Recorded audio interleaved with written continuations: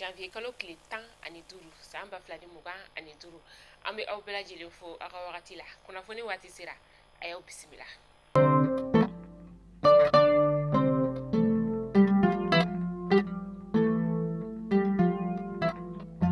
Ka kunnafoniya daminɛ ni an ka kɛlɛkɛcɛw ka ɲɛmaa ye n'o ye état-major général des armées ale ka kunnafoniya olu ye ko k'a da bɛɛ lajɛlen kulo kan ka fɔ an ka kɛlɛkɛcɛw ka larawulili ale senfɛ janvier kalo tile 13 san 2025 sanfɛ pankurun kɔni ale kɔni ye gana da banbaganciwale tigilamaw la u dagayɔrɔ la kɛrɛnkɛrɛn sa yɔrɔ min bɛ yen ni ale bɛ wele ko sebeto dugu ale bɛ banamba masuɲɛla banamba o bɛ kulukoro mara la yɔrɔ filanan kɔni o kɛra yɔrɔ min sa o de ye u y'u ka bolimafɛn sen filaw ni ka olu kɔni bɛɛ lajɛlen ka o tiɲɛ ka tɛgɛ da banbaganciwale tigilama caman fɛnɛ kɔni o kan yɔrɔ filanan min fɛnɛ kɔni o kɛra sansɔrɔba ye u ma u ka pick-up minnu kɔni bɛ yen nɔ n'u kɛlen don ka olu pick-up ninnu ka olu datugu o pick-up ninnu fɛn min ye sanfɛ pankuru ye a ye o bɛɛ lajɛlen ni ka o tiɲɛ an ka kɛlɛkɛcɛw ka ɲɛmaa n'o ye état-major général des armées a ye foli kɛ ka ɲɛsin an ka finitigilakaw ma u ka baara ɲɛdɔn ale sera ma ka tila k'a yira jamana kɔnɔdenw na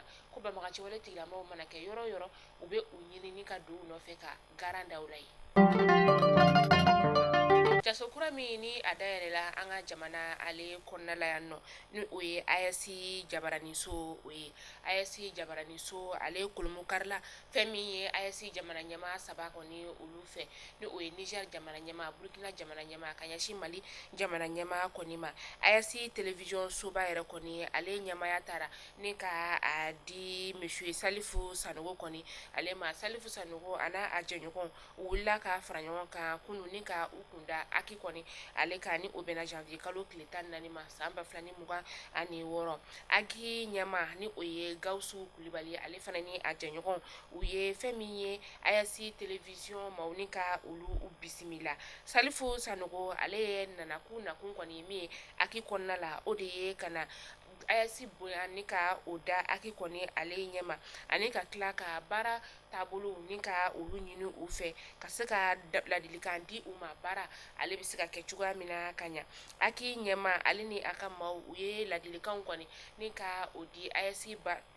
aki ɲɛma ani a jɛɲɔgɔn u kɔni ye ladilikan ni ka o di AES télévision so maaw olu ma ka tila ka dugawu don kɛ u ye baara ale taabolo ɲuman na.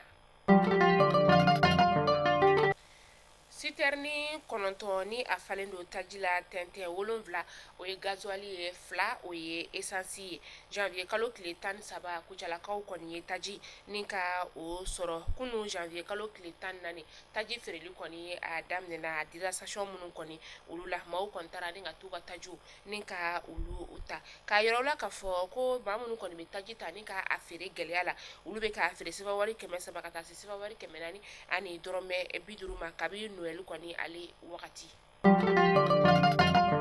An bɛ taa banjagarakaw olu fɛ yen nɔ fɛn min ye Gina Dogon ye binganiwale kɔni taara ni ka ɲɛsin olu ma binganiwale min n'a kɛra sababu ye ka maa 9 ka olu bɔnɛ u ni na a sɔrɔla fɛn min fɛ o de ye mugujugu fɛrɛ banbaganciwale tigilamaw kɔni ye su dɔ de kɔni ta ni ka mugujugu kɔni don su in na maa ninnu kɔni taara ka taa maga su in na su in kɔni ale mugujugu pɛrɛnna ni a ye fɛn min ye Dana Amasagu ye ale kɔni ye weleweleda ni ka o bila k'a yira k'a fɔ ko lakanabaliya ale kɔni bɛ ka bonya kosɛbɛ.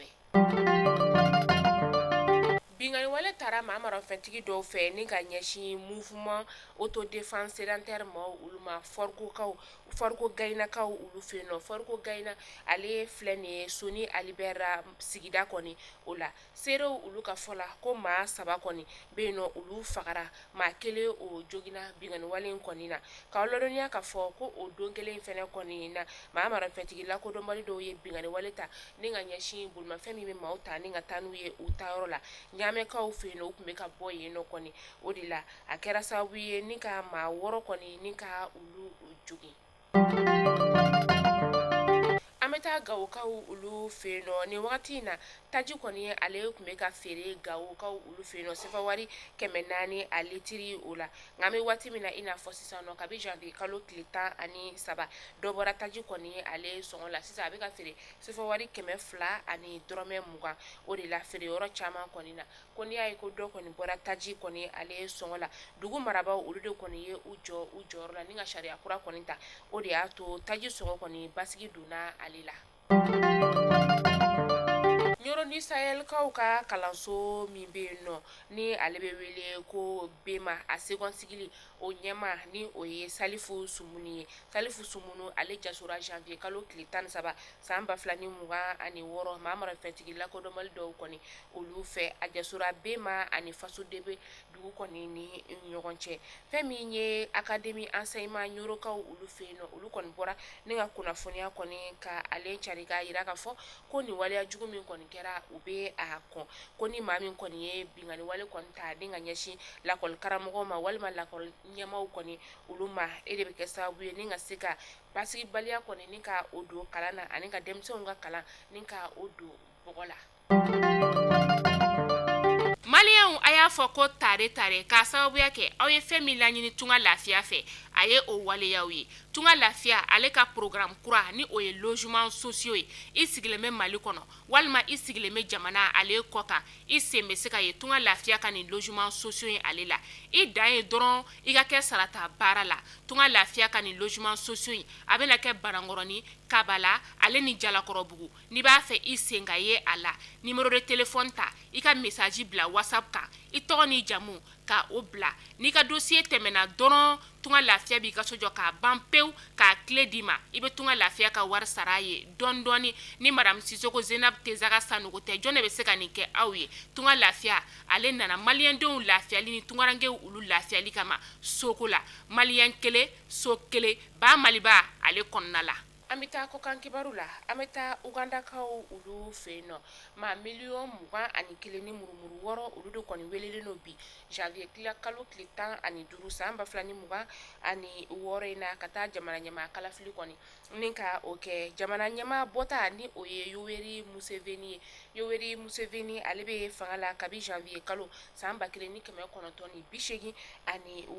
bɛ yira k'a fɔ ɲina y'a san 40 de ale kɔni bɛ fanga la a bɛ fɛ ka i kan bɔ ko kura ta ko 7 o kɔni nɔfɛ a ɲɛkɔrɔseba ni o ye Bobi Wine ye Bobi Wine ale de kɔni fɛnɛ kelen don fanga sinama tɔn ye jamana ale kɔnɔna la ONU ka taga se Amnesty International ma olu kɔni ye kangaramada kɛ nin ko in kɔnɔna la k'a fɔ ko gɛlɛya foyi kana ye kalafili kɔni ale la k'a yira la k'a fɔ ko fɛn min ye fanga tigilamaw ye olu kɔni kelen don ka bɔlɔlɔsira kana bɛɛ lajɛlen ni ka o tigɛ nin wagati in na ko walasa kalafili ale bɛ se ka kɛ a kɛcogo ɲuman na cogoya min na.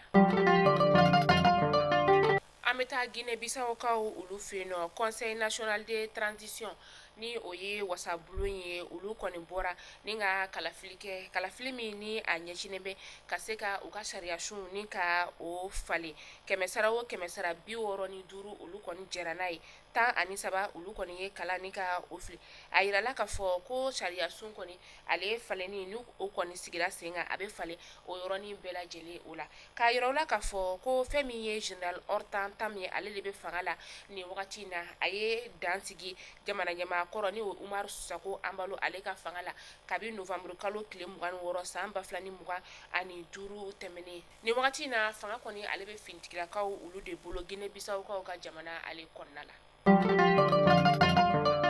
An bɛ taa dolanci ale ye bunakun ka Senegal la ale ye san sɔrɔ Egypte kan kunu janvier kalo tile 14 san 2026 kelen ani kanangolo fɛn min ye Sadio Mané ale kɔni ye Senegal ka bi ni ka o don Nigeria fɛnɛ ale ni Maroc fɛnɛ karila ɲɔgɔn na Maroc ale ye san sɔrɔ Nigeria kan nin b'a yira k'a fɔ ko Maroc ale ni Senegal kɔni de bɛna taga final la karido ni o bɛ bɛn janvier kalo tile 18 ma san 2026